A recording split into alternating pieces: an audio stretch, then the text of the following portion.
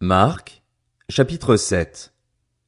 Les pharisiens et quelques spécialistes de la loi, venus de Jérusalem, se rassemblèrent auprès de Jésus. Ils virent quelques-uns de ses disciples prendre leur repas avec des mains impures, c'est-à-dire non lavées. Or, les pharisiens et tous les juifs ne mangent pas sans s'être lavés soigneusement les mains, conformément à la tradition des anciens. Et quand ils reviennent de la place publique, ils ne mangent pas avant de s'être purifiés. Ils tiennent encore à beaucoup d'autres traditions comme le lavage des coupes, des cruches et des vases de bronze. Alors les pharisiens et les spécialistes de la loi lui demandèrent « Pourquoi tes disciples ne suivent-ils pas la tradition des anciens mais prennent-ils au contraire leur repas avec des mains non lavées ?»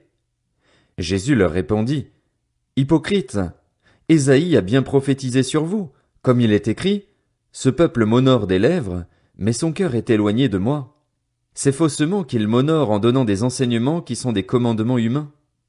Vous abandonnez le commandement de Dieu et vous gardez la tradition des hommes, car vous lavez les pots et les coupes et vous faites beaucoup d'autres choses semblables. Il leur dit encore, vous rejetez très bien le commandement de Dieu pour garder votre tradition. En effet, Moïse a dit, honore ton père et ta mère, et celui qui maudira son père ou sa mère sera puni de mort. Mais d'après vous, si un homme dit à son père ou à sa mère, ce dont j'aurais pu t'assister est corban, c'est-à-dire une offrande à Dieu, alors il peut ne plus rien faire pour son père ou pour sa mère. Vous annulez ainsi la parole de Dieu par la tradition que vous avez établie et vous faites beaucoup d'autres choses semblables. Ensuite, Jésus appela toute la foule et lui dit, écoutez-moi tous et comprenez. Il n'y a rien d'extérieur à l'homme qui puisse le rendre impur en pénétrant en lui, mais c'est ce qui sort de l'homme qui le rend impur. Si quelqu'un a des oreilles pour entendre, qu'il entende. Lorsqu'il fut entré dans la maison, loin de la foule, ses disciples l'interrogèrent sur cette parabole. Il leur dit, « Vous aussi, vous êtes donc sans intelligence?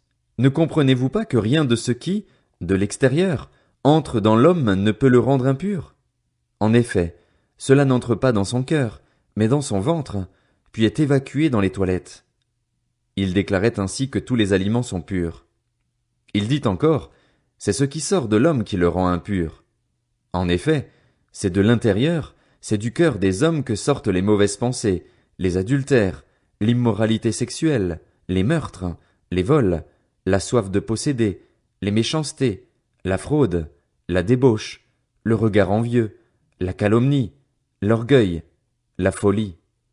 Toutes ces choses mauvaises sortent du dedans et rendent l'homme impur. Jésus partit de là et s'en alla dans le territoire de Tyr et de Sidon. Il entra dans une maison, désirant que personne ne le sache, mais il ne put rester caché, car une femme dont la fillette avait un esprit impur entendit parler de lui et vint se jeter à ses pieds.